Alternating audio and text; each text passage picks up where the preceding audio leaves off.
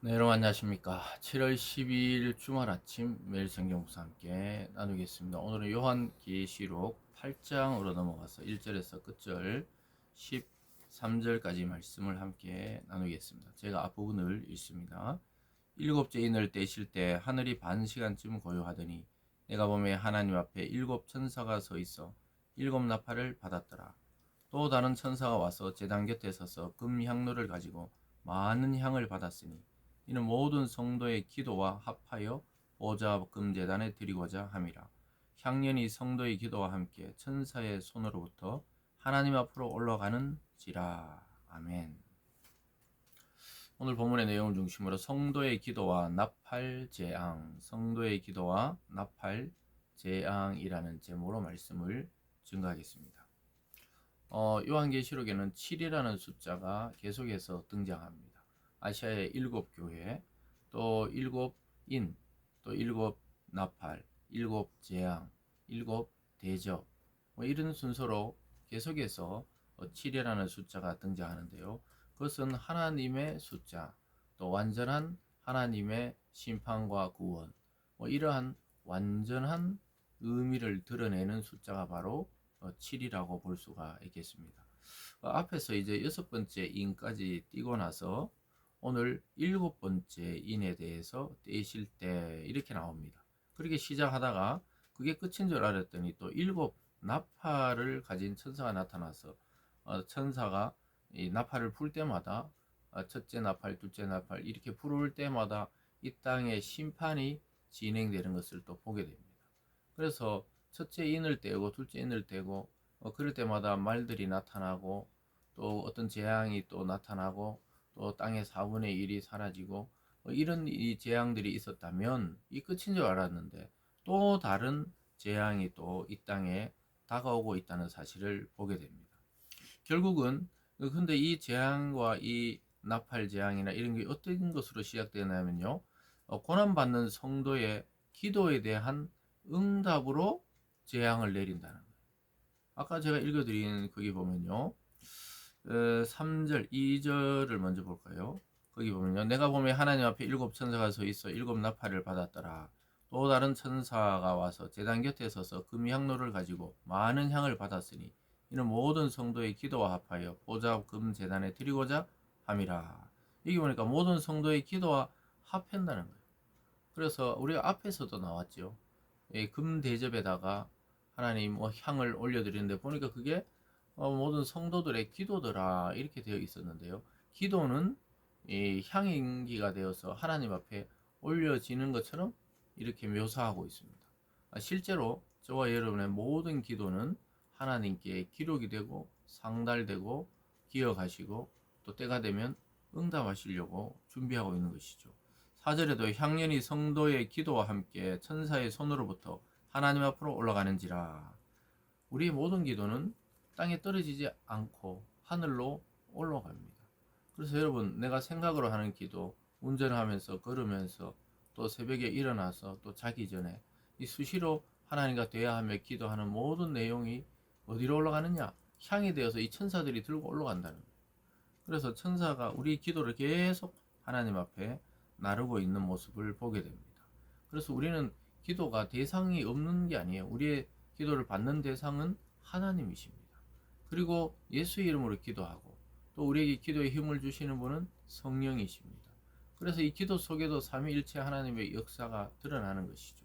우리의 기도, 우리의 또 그 눈물의 기도, 전부 하나님 기억하셨다가 우리의 눈물을 닦아주시고 우리 기도에 응답해 주시는데 오늘은 그 고난받는 성도들의 기도를 통해 하나님이 일곱 나팔의 재앙을 이 땅에 내리셔서 하나님이 살아계신과 믿는 자들의 구원을 계속 이루어 나가고 있다는 것이죠. 5절로 가봅니다. 천사가 향로를 가지고 제단의 불을 닦아다가 땅에 쏟으매 우레와 음성과 번개와 지진이 나더라. 땅에 막 우레가 천둥 소리를 하고 또 번개가 있고 또 지진이 막 이렇게 난다는 것이죠. 그래서 아주 막 놀라운 일들이 이 땅에 심판의 전조들이 일어나게 됩니다. 드디어 이제 첫째와 둘째 나팔이 거기에 6절부터 9절까지 나옵니다. 한번 보겠습니다. 6절입니다. 일곱 나팔을 가진 일곱 천사가 나팔 부기를 준비하더라. 첫째 천사가 나팔을 부니 피 섞인 우박과 불이 나와서 땅에 쏟아지며 땅의 3분의 1이 다 타버리고 수목의 3분의 1도 타버리고 각종 푸른 풀도 다 타버렸더라. 참 무서운 재앙이 이 땅에 내리고 있습니다. 하나님의 천사가 나팔을 부니까 피가 섞인 우박, 피우박이 막 땅에 떨어지고 불이 막 나와서 땅에 쏟아지면서 땅의 3분의 1이 타버리더라. 수목도 타버리고 푸른 풀도 다 타버렸다. 이렇게 나옵니다. 여러분 앞에서는 4분의 1이었는데 이제 심판의 강도가 강해졌죠. 땅의 3분의 1이 타고 또 사라져 버린다. 무서운 재앙이 나타나고 있습니다. 우리가 저번에도 살폈지만 땅의 4분의 1이 사라지면 4분의 3은 아직 남아 있는 것입니다. 오늘도 이 무서운 재앙 3분의 1이나 다 이 땅이 사라지지만 결국은 3분의 2는 아직 남아 있다는 거예요. 계속 그게 이어집니다. 8절입니다. 둘째 천사가 나팔을 부니 불붙은 큰 산과 같은 것이 바다에 던져지며 바다에 막 큰 산에 불이 붙은 것처럼 그게 막 떨어졌다는 거예요. 그랬더니 바다의 3분의 1이 피가 되고 바다 가운데 생명 가진 피조물들의 3분의 1이 죽고 배들의 3분의 1이 깨지더라. 이제 땅이 아니라 바다가 심판을 받는데 바다의 그 물고기들 그 생물들의 3분의 1이 죽고 또 지나가던 배들이 3분의 1이 사라지고 또 생명 가진 모든 피조물의 3분의 1이 사라지고 바다의 3분의 1이 피가 되고 생명이 살 수 없는 곳이 되고 이렇게 되는 것이죠. 그래서 이게 마치 출애굽할 때 나일강이 그 핏빛으로 변하듯이 이렇게 하나님의 심판이 진행되는 것입니다.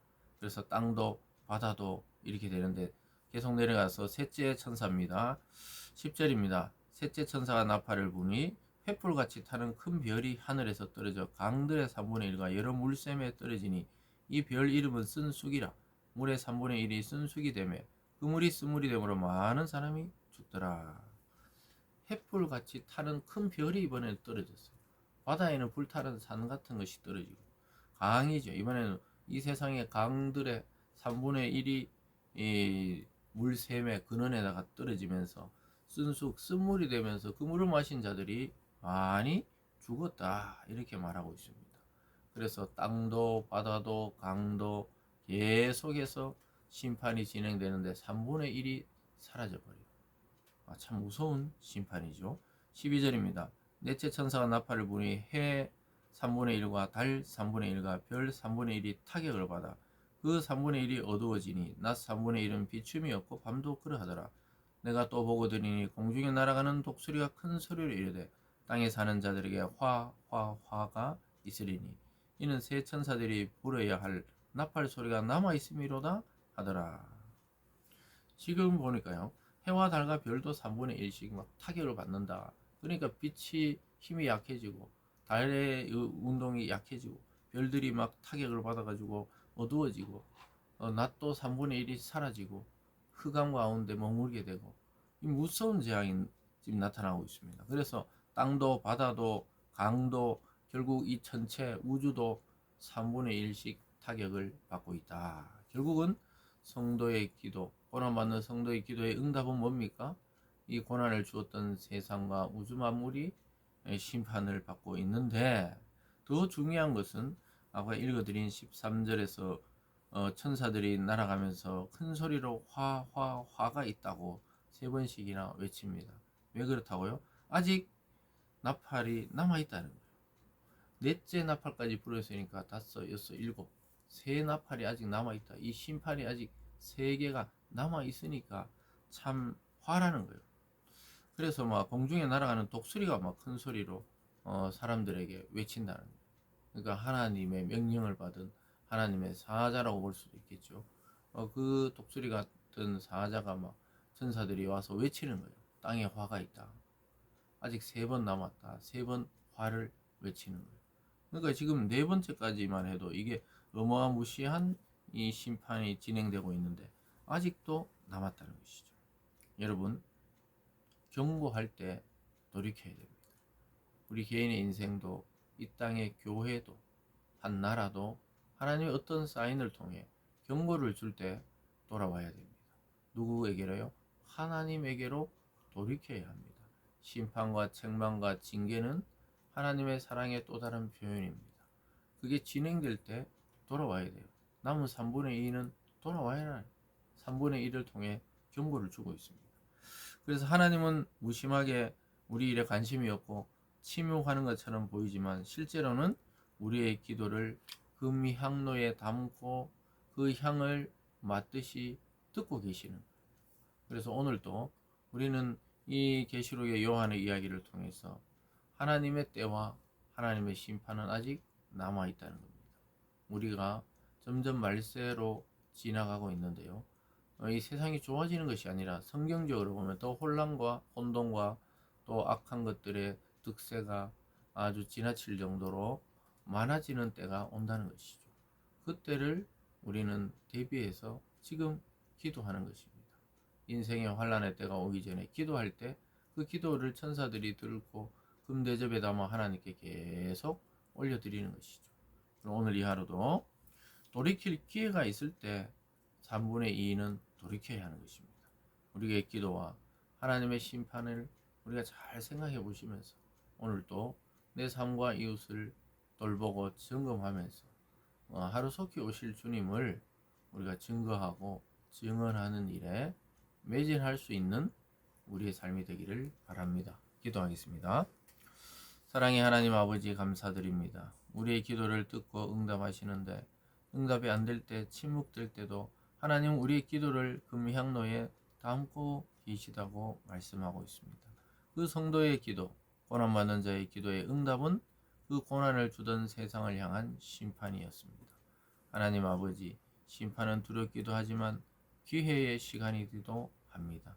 아버지 하나님, 이 기회를 잘 선용해서 하나님 보내신 예수 그리스도를 증거하는 우리의 삶이 되도록 인도하여 주시옵소서.